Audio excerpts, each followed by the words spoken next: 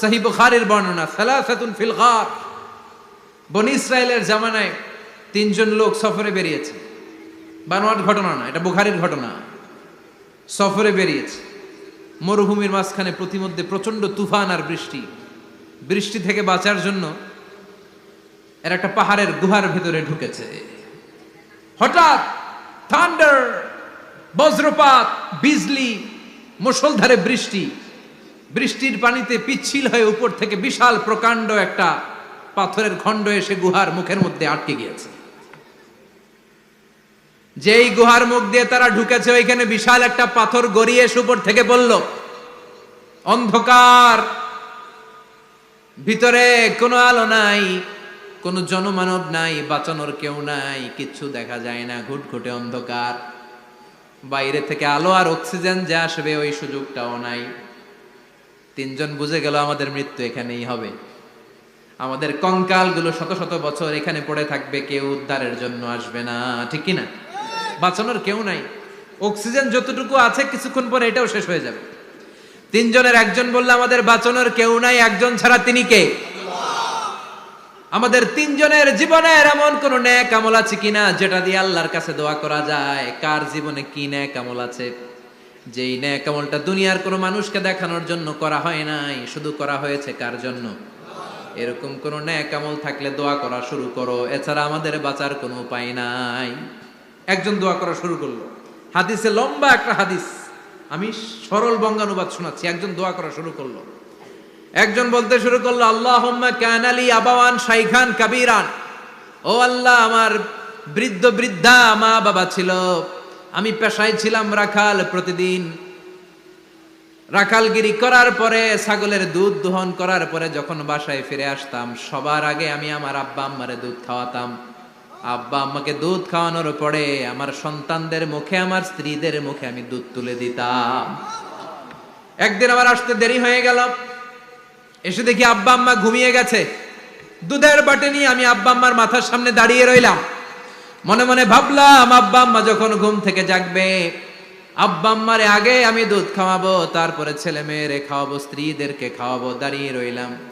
আমার ছেলে মেয়েরা এসে আমার কাছে বলল, আব্বা খাবার দাও। আমি দেই নাই। ক্ষুধার জ্বালায়, ক্ষুধার যন্ত্রণায় পাগল পড়া হয়ে আমার কলিজার টুকরা ছেলে মেয়েগুলো আমার পায়ের মধ্যে পড়ে কাঁদতে লাগলো, আব্বা একটু দুধ দাও, ক্ষুধা লেগেছে। ও আল্লাহ, আমি দেই নাই। ফজর পর্যন্ত দাঁড়িয়ে রইলাম। ফজরের সময় যখন আব্বা আম্মা ঘুম থেকে উঠলেন, সবার আগে আব্বা আম্মারে দুধ খাওয়ালাম, তারপরে ছেলে মেয়েদের মুখে তুলে দিলাম। ও আল্লাহ, ও আল্লাহ, ওই দিনে সারা রাতটা আমি দাঁড়িয়ে আব্বা আম্মার জন্য যে দাঁড়িয়েছিলাম, দুনিয়ার কাউরে দেখানোর জন্য নয়, শুধু তোমারে খুশি করার জন্য। ওই রাতের ইবাদতটা যদি তোমার কাছে পছন্দ হয়, ফাফাররিজ আন্না মা নাহনু ফি, আজকে যেই বিপদে আমরা আছি, বিপদ থেকে তুমি বাঁচাও। বলার সাথে সাথে 1/3, 1/3 পাথরটা ডান দিকে সরে। সুবহানাল্লাহ পড়বেন না? এবার বাইরে থেকে আলো আসতে শুরু করেছে, অক্সিজেন ঢুকতে শুরু করেছে, তাদের মনের মধ্যে স্বস্তি ফিরে এসেছে।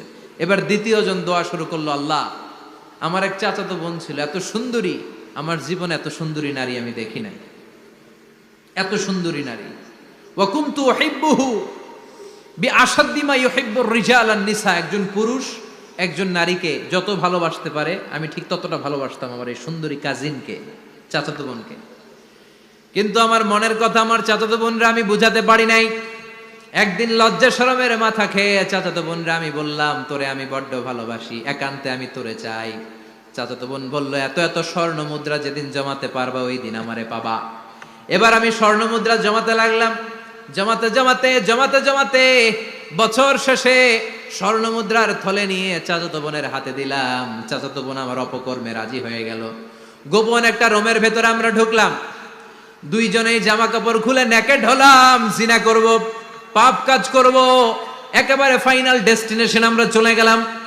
পাপ কাজ যখন আমরা শুরু করব, ইন দা মিন টাইম আমার চাচাতো বোন আমার ডেকে বলে, ও আমার চাচাতো ভাই, ইত্তাকিল্লাহ, ইত্তাকিল্লাহ, আল্লাহরে ভয় কর, আমার সতীত্ব নষ্ট করে দিস না। আল্লাহ ওই মুহূর্ত থেকে ফিরে আসা কোনো পুরুষের পক্ষে সম্ভব ছিল না। ইত্তাকিল্লাহ, এই বাক্যটা শুনে, তোমার আওয়াজ শুনে আমার কলিজার মধ্যে কাঁপুনি ছুটে গিয়েছে। তোমার নাম শুনে আমি আর ধৈর্য ধারণ করতে পারি নাই। চিৎকার মেরে জামা পেড়ে ওই ঘর থেকে বের হয়ে গেলাম। ও আল্লাহ, শুধুমাত্র কেবলমাত্র একমাত্র তোমার ভয়ে ওই দিন আমি আমার চাচাতো বোনের সাথে পাপ কাজে লিপ্ত হই নাই। আল্লাহ রে, ওই দিনের আমলটা যদি তোমার দরবারে কবুল হয়ে থাকে, আজকের বিপদের দিনে তুমি আমাদের বাঁচাও।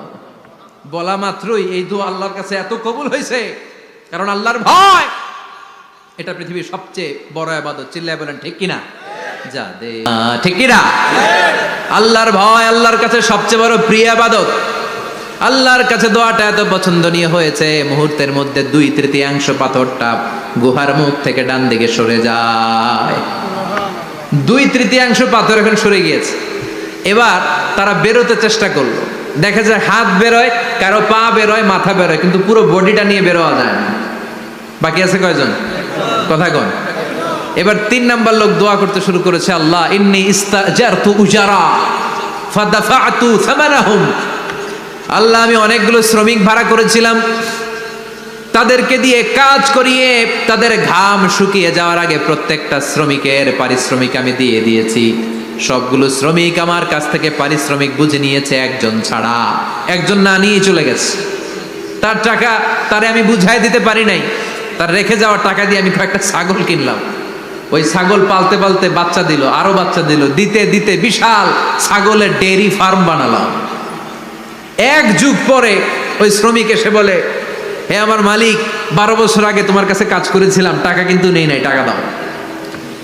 আমি বললাম, ওই যে বিশাল ছাগলের বড় একটা ডেয়ারি ফার্ম দেখা যায়, পুরো ডেয়ারি ফার্ম তোমার, ডেয়ারি ফার্মটা তুমি নিয়ে যাও। শ্রমিক আমারে বলতে লাগলো, তাস্তাজিউ মিন্নি, আমার সাথে ঠাট্টা করো নাকি? একদিনের পারিশ্রমিক দিয়ে ডেয়ারি ফার্ম হয় নাকি? যতটুকু টাকা তোমার কাছে আমি 12 বছর আগে পেতাম, ততটুকু দিলেই চলবে। তারে আমি বুঝিয়ে বললাম, তোর টাকা দিয়ে ছাগল কিনেছি, ছাগলের ব্যবসা করে ডেয়ারি ফার্ম বানিয়েছি, একটার পর একটা ছাগল বাচ্চা দিতে দিতে আজকে হাজার হাজার ছাগলের এই ডেয়ারি ফার্ম, পুরো ডেয়ারি ফার্মটা আমি তোরে দিয়ে দিলাম। বলা মাত্র ওই শ্রমিকটা ডেয়ারি ফার্ম নিয়ে চলে গেল। মাবুদের এই কঠিন বিপদের দিন সে শুধু দাবি করেছিল তার পারিশ্রমিক, তার পারিশ্রমিকের টাকা তার হাতে দিলে সে খুশিতে বাকবাকুম, কিন্তু তার বদলে পুরো ডেয়ারি ফার্মটা আমি তার হাতে তুলে দিয়েছি একমাত্র তোমার সন্তুষ্টির জন্য। ওই দিনের আমলটা যদি তোমার দরবারে একটুও ভালো লেগে থাকে রে মাওলা, আজকের কঠিন বিপদ থেকে বাঁচাও। বলতে দেরি মুহূর্তের মধ্যে বিশাল পাথর খণ্ডটা গুহার মুখ থেকে ডান দিকে সরে যাও। আল্লাহর শুকরিয়া করে 3 জন বের হয়ে যায়। সহিহ বুখারীর বর্ণনা। আপনার জীবনে এমন কোন নেক আমল যদি থাকে যেটা শুধু আল্লাহর দেখানোর জন্য করছিলেন, আমরা আমল করব অবশ্যই দেখানোর জন্য, তবে মানুষকে নয়। কারা দেখানোর জন্য? আমাদের সব দেখানো হবে একজনকে। চিল্লায় বলেন, তিনি কে? লা ইলাহা ইল্লাল্লাহ, আর একটা হচ্ছে আল্লাহু আকবার। এই 4টার চেয়ে শ্রেষ্ঠ জিকির আর নাই। কথা বলেন, এটা এই 4টার ভিতরে ইল্লাল্লাহ আছে? কথা বলেন। এজন্য জিকিরকে আমরা খণ্ডিত করব না। ঠিক যেমন যেমন সহিহ সুন্নাহ এসেছে তেমন তেমন জিকির করলে আপনার কলিজাটারে ঠান্ডা করে দিবে কে? ইল্লাল্লাহর ব্যাখ্যা থাকতে পারে। অনেকে ব্যাখ্যা করে যে এটার মধ্যে লা ইলাহা আছে, এটাকে গোপন রাখা হয়েছে, আমরা ইল্লাল্লাহ পড়ি না, ওটার দরকার নাই। বিশ্বনবী এবং সাহাবারা যেই পন্থায় জিকির করেছেন, যেই পন্থায় জিকির শিখিয়েছেন, ওইটার ভিতরে বরকত বেশি না কম? কথা বলেন, বেশি না কম? এজন্য বিশ্বনবী বললেন, আল্লাহর কাছে প্রিয় কথা 4টা। একটা হলো সুবহানাল্লাহ, দ্বিতীয়টা হলো আলহামদুলিল্লাহ, তৃতীয়টা হলো লা ইলাহা ইল্লাল্লাহ, চতুর্থটা হলো আল্লাহু আকবার।